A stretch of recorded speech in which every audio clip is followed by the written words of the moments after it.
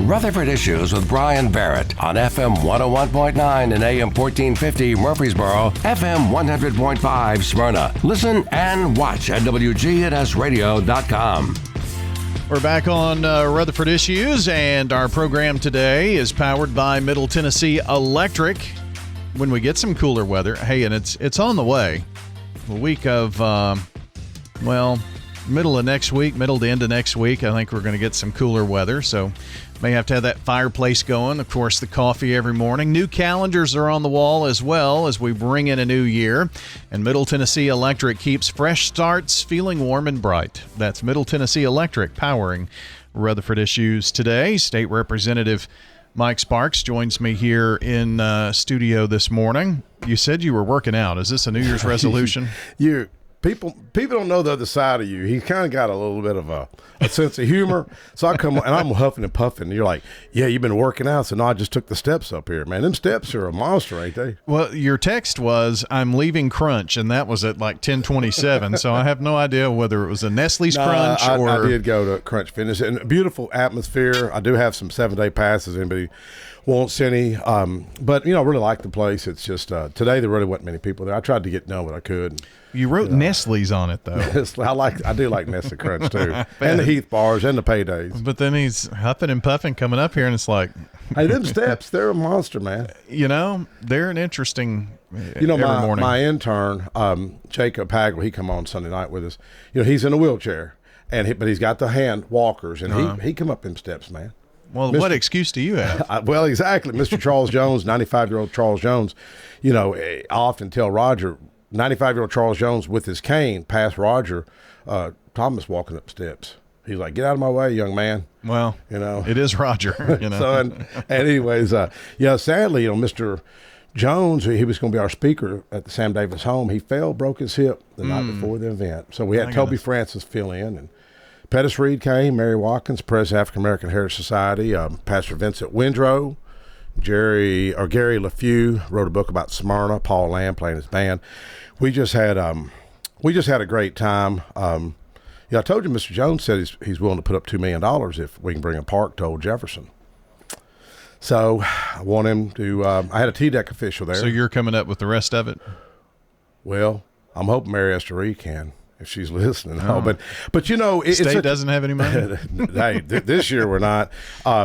It's going to be a tight budget this year. At least that's what I'm hearing. But Mr. Jones, he talks about a thing called benevolent capitalism, and he's got this idea, which I think is awesome, to help with workforce housing, teachers, police officers, firefighters, EMS, and other vital services. Where he'd put the money up to help with an apartment complex, and after 5 years, whoever leased that would walk away with a check, like a $8,000, $10,000. I don't know if it's ever worked, but this guy's the real deal. He owns the Milky Way Farm, owned Hickory Hollow, owns part of Rivergate Mall.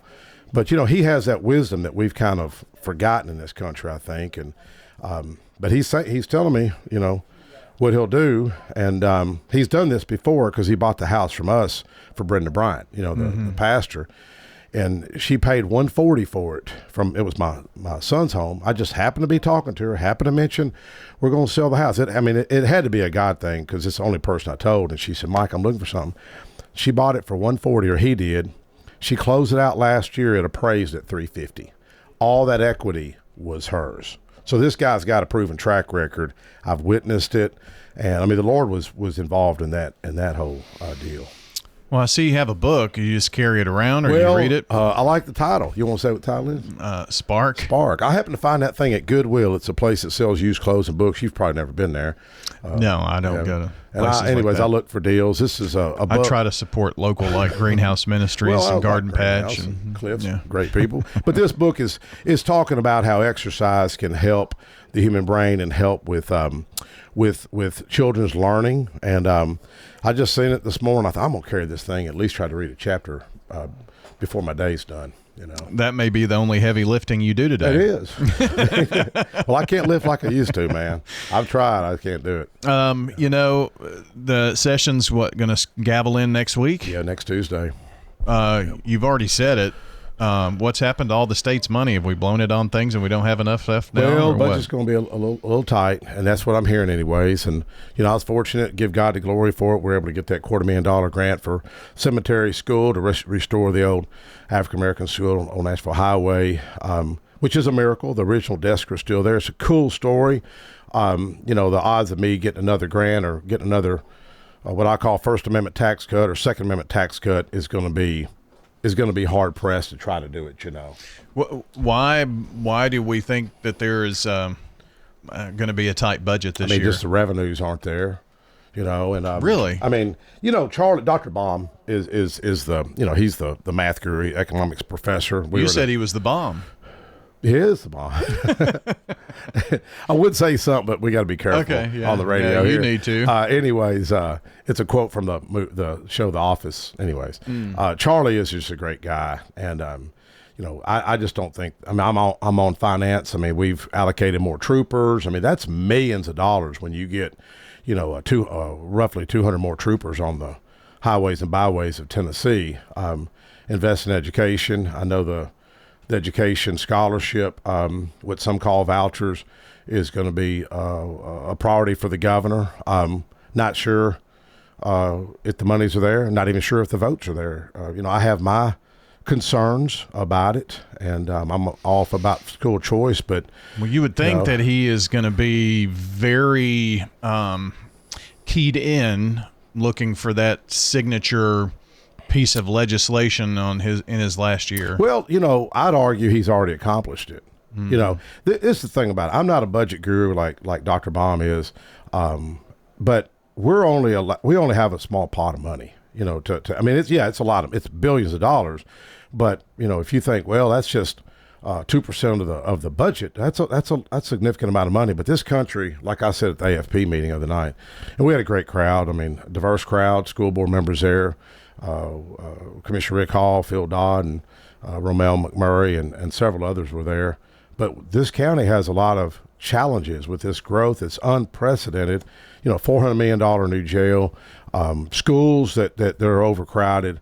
Roads that are congested. It took me an hour and a half to come home last night. Seen three or four accidents there. They're going to say crime's lower in Nashville. I'm going to argue it's higher. There's 2 people been murdered right there on I-24. And if people don't think that crime's, if it's not an issue, go tell that to the parents of that young Noah and the other young man that was killed. I've seen the craziness in Nashville driving from Laverne to Antioch. And when I was giving that nurse a ride, it's a different day to day, man. The challenges are unique. But that's why I argue people have to work together, man. These issues, they're not really Democrat, Republican. They're not black or white or rich or poor or Democrat or, conservative or liberal. We've got to start working together. And that's what I said at the meeting the other night, and apologize for using profanity to people that were there. But I just see the trivial stuff that people are fighting over. In this county. I'm not talking about Nashville. Yeah. Locally, sometimes it's worse locally than it's in Nashville. What do you think the governor's signature piece of legislation, or what will he be known for, Governor Lee? I think for him, it's probably the Education Freedom Scholarship is what I think he'd argue, because I think he came in on that. I was a little disappointed with the governor, recently, and I like the guy. I'm sure somebody's going to send him this clip, but, I asked him to veto the predatory lending bill where they increase interest rates, and and he didn't want to do it. He was shocked that I approached him, and he said, Sparks, why does this matter? I said, man, we just made a decision that's going to impact the generation and the next generation.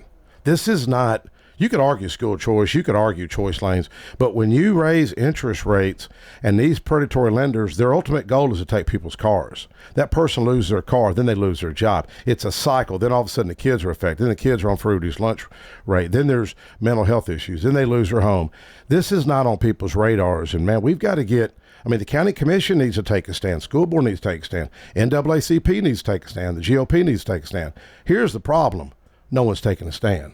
And he could have took a stand. And I like the governor, but I told him, I said, because I had that fatherless mentorship bill, and my dad stayed on me to stay out of debt. And I said, the only reason you're governor is because you had a father in your life. He kind of looked at me he said, well, you think about it, you're probably right. I said, I had a father that drilled like a World War II. He was in World War II, like a drill sergeant, stay out of debt. And when we have a community that kids can't even afford to live here, a police officer can't afford to buy a home, a teacher can't afford to buy a home, people need to get fired up and ask your leaders, what are you doing? Why did my cousin lose her car and get repoed? Why did that happen? Because it's like that lady, Miss Helen. Y'all can watch the video. Go to YouTube, type in Miss Helen predatory lending, and that Tennessee title pawn over at Jackson Heights lured her in 11%. Act like it was 11%. You know how much it was? 132%. It's 11% a month. His ultimate goal was to take the car. The repo man was already calling this woman. She's African American. Not that it matters, but hey, NAACP get involved in this stuff. They were trying to take her car. The repo guy, Dale something, don't know his last name, was even texting her. You know, I told that guy, I said, you realize she has a special needs sister in the car, probably 60-something years old, special needs, battling breast cancer. She later died. This is how much these people are a piece of crap, and we're silent today. Now, they can come at me all they want with their millions or billions of dollars, but it sickens me. And you watch that video, folks, Miss Helen predatory lending, and it's just your pastors are silent. Well, the first thing that happened was it passed both chambers. Yeah, they're both in on the deal, man. I mean, they're all in on it. It's just it really is corruption. Now, they're going to get mad at me for saying that, but hey, I've had all that stuff come against me. I've had a governor who's a billionaire come against me. Hey, because I called out JLL, called the Commissioner of Education to resign, but so did 66 school superintendents. How do you get 66 school superintendents to agree on an issue? But they said that dude wasn't qualified. He needed to go. So several of us conservatives signed a letter, about 9-10 of us, said, man, that dude needs to go. We listen to our school superintendents. Next thing you know, there's $1 million spent against us. $1 million. Now, it's kind of, looking back, it's funny because they didn't win. They didn't bump off nobody. We all held on, but it was funny. Me and my wife sitting there watching TV, and I mean, I was already in a race, and all of a sudden these TV commercials are like, Mike Sparks voted for 14 tax increases. I mean, I'm the tightest guy up there. I mean, you know how long I've been using this Core water bottle? You found it on the side of the Like road a month, and started putting water in it. Anyways, I really worry about our country with $38.5 trillion in debt and growing. I'm worried. And when you have grandkids like you do now, when you have grandkids, a switch in your mind, you start looking at life instead of being about me, material things. You start looking about the grandbabies. What's the future going to be like? Can they afford a home? Are they going to go, what's public school be like? Is crime going to be worse than it is now, Let me ask you this, because I know this is one thing that has been talked about, and if the budget is tight, I would say that this probably has no chance of happening, but actually eliminating the grocery tax, that's probably not going to happen, is it? I wish I could tell you the politically correct answer would be, oh, yeah, it sounds great, Brian, but in reality, I don't think it's going to happen because you got to take it from somewhere. If you're going to cut that, then you're going to have to raise it somewhere else. I mean, just even my gun safe bill, cutting tax off gun safes, that had I think $1 million fiscal note a year, but it improved gun safe sales. It encouraged people to lock up their firearms. And in fact, my office is real proud of my assistant. I had him call Department of Safety. If anybody needs a pistol lock, we've got Department of Safety is sending over 100 locks. So if anybody wants one, I can leave my print station. It may take a few days to get up there, but you got to take the money from somewhere. I had a budget amendment a few years back trying to cut tax off fresh fruit and vegetables that are homegrown Tennessee, which I thought people could eat healthier and it's helping local farmers. But even that had a significant, fiscal note, and something like that would be much more palatable to get passed. But you got to take them from somewhere, So what are the big issues? I mean, if the budget's going to be tight, I would think that, that's going to lead the conversation, Oh, yeah. Well, it even led the other night with AFP, and thank you for Tori Venable and Nick, Pamela Furr, and Hannah for helping put that on. But even they brought up the budget along with Chairman Donald White of Education and Shane Reeves and Tim Rudd and Dr. Brian Terry as well, because we all have to be concerned with the budget, just like the county commission has to be concerned with their budget and the school board as well. But that's why people need to work together, man. These challenges, they're unprecedented. I'd argue they're worse today than they were 10 years ago, 20 years ago. We always dealt with growth, but not at the level that we're dealing with today. Well, we need, a 60, 70, $80 million jail to... No, 400. That dude is 400, man. 400 million? Okay. Well, then you add on top of that the need for a couple of high schools and all this kind of stuff. So, yes, I called the school board this morning. I've got a TASER study that I'm it's sometimes I've run 2 TASER studies. It's hard to get them done. One on affordable housing. Taxpayer-funded lobbyists tried to work against me. That's the times we're in, folks. Think about this. I said this at the meeting of the night. Taxpayer-funded lobbyists tried to block my affordable housing study. Had another TASER study, and that TASER study, it's online if folks want to look at it. Just Google Mike Sparks, affordable housing, TACIR, and it's a 139-page document.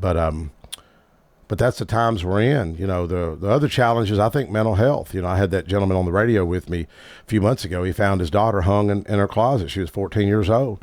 And I ran that bill about the anxious generation, about teen and adolescent mental health, and especially suicide among females. That's unprecedented. And it's like, how do you legislate your way out of those problems? One, I think, is bring awareness. It's like I quoted Proverbs, there's wisdom in the multitude of counselors. There's not wisdom in 1 or 2 lobbyists. There's wisdom in the multitude of counselors. But that's why I just want to encourage folks to work together to try to solve some of these problems. Well, sounds like going to have your hands full, and I'm sure we're going to try to finish in 4 weeks, right? I mean, that's usually election season.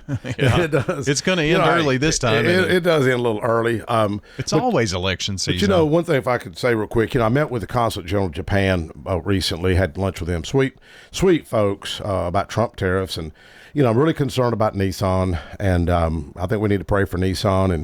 And I see mixed signals, but that plant when they came here, I think Smyrna and Datsun and Nissan. I think we have the best story to tell in the nation of how there's reconciliation between the 2 countries. Seward Air Force Base, where I was born, where my dad served, where Major Walls served. That was a World War II training base. And here the 2 countries come together. So I proposed to them a film, a documentary, reach out to MTSU, reach out to the Film Commission. Bob Raines likes the idea, maybe putting in for a budget request on that, just to get the conversation started of folks working together. Because if we wouldn't have worked together with Japan, obviously Nissan and the 200 other companies that we trade with that are based in Tennessee here wouldn't be here today if we wouldn't have came together. Yeah. Thank you, Brian. All right, man. Don't forget Conversations with Mike Sparks on Sunday nights, 5 o'clock here on WGNS. That's going to do it for our show today. And until next time, take care out there.